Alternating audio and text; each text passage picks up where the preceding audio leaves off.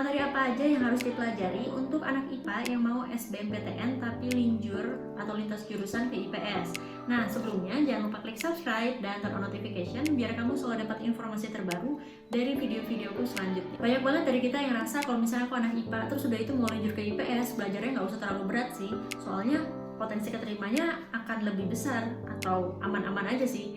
Nah, sebenarnya pernyataan ini nggak salah juga sih, karena kalau misalnya berdasarkan data dari tahun-tahun sebelumnya ditunjukkan kalau misalnya anak-anak IPA yang kemudian lintas jurusan dan mengambil jurusan soshum atau jurusan IPS saat kuliahnya itu potensi keterimanya jauh lebih besar dibandingkan anak-anak IPS yang lintas jurusan ke jurusan saintek atau ke jurusan yang IPA.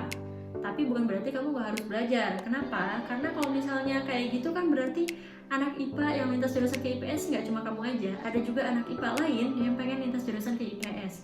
Dimana artinya ya tingkat keketatannya lumayan ketat juga. Kalau gitu apa sih yang harus dipelajari untuk mempersiapkan SBMPTN yang lintas jurusan ini? Untuk materi yang diujikan saat SBMPTN lintas jurusan ini ada 5. Yang pertama yaitu geografi, kedua sosiologi, ketiga ekonomi, keempat sejarah, dan yang kelima yaitu matematika soshum. Oke, aku akan jelasin dari yang pertama yaitu geografi. Untuk geografi, materi yang diujikan di SBMPTN ini jauh berbeda dengan yang di ujian nasional. Kalau untuk ujian nasional itu lebih ke geografi sosial, sementara kalau di SBMPTN itu lebih ke geografi fisik. Untuk yang geografi fisik itu lebih banyak ngejelasin tentang lempengnya Indonesia kayak gimana, persebaran gunung, geografisnya Indonesia, termasuk juga potensi sumber daya alamnya. Karena itu kamu nggak cukup belajar dari buku aja, karena biasanya di buku itu nggak ada. Terus gimana dong strateginya?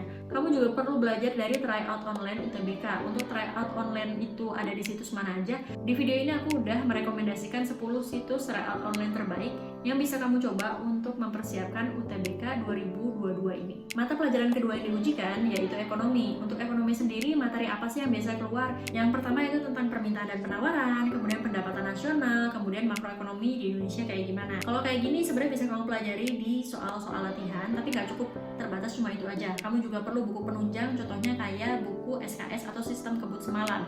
Untuk bukunya kayak gimana udah pernah aku bahas di videoku yang ini ya. Buku apa yang aku rekomendasikan untuk persiapan SBMPTN. Yang ketiga yaitu mata pelajaran sejarah. Nah, untuk sejarah ini lumayan unik sih, karena banyak soal UTBK yang muncul dan nggak ada di buku pelajaran. Jadi kalau misalnya kita lihat di buku pelajaran mulai dari kelas 10 sampai kelas 12 untuk materi-materi sejarahnya, itu kan ya teori aja.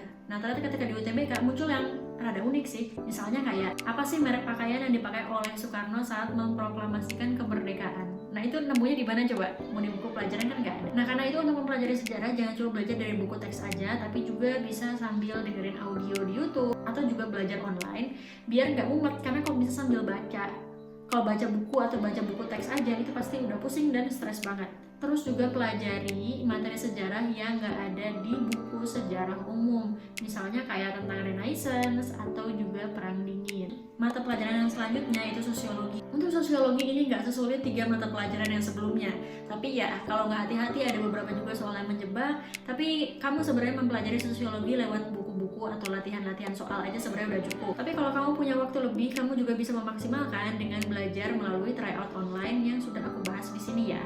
Dan untuk sosiologi ini sebenarnya lebih banyak menyangkut pautkan dengan kondisi sosial yang terjadi saat ini. Ya mungkin juga bisa aja nantinya akan membahas tentang COVID-19. Yang terakhir yaitu mata pelajaran matematika soshum. Nah, kalau misalnya kamu dari saintek, untuk materi matematika soshum kayaknya nggak terlalu sulit sih, karena yang muncul yaitu persamaan, pertidaksamaan, kalkulus, dan lain-lain. Ini juga bisa kamu pelajari melalui tryout online atau kalau enggak belajar di buku-buku latihan soal. Kalau untuk buku-buku latihan soalnya kamu bisa mencoba Wangsit Premium atau Wangsit Education. Aku sudah bahas di videoku yang ini ya. Oke, segitu aja. Terima kasih sudah menonton video ini sampai akhir. Jangan lupa klik subscribe dan turn on notification biar kamu selalu dapat informasi terbaru dari video-videoku. Kalau kamu punya pertanyaan lain terkait SBMPTN, SNMPTN, UTBK, ataupun ujian mandiri, kamu bisa tanya di kolom komentar di bawah ini. Terima kasih sudah menonton video ini sampai akhir. Sampai jumpa di video selanjutnya.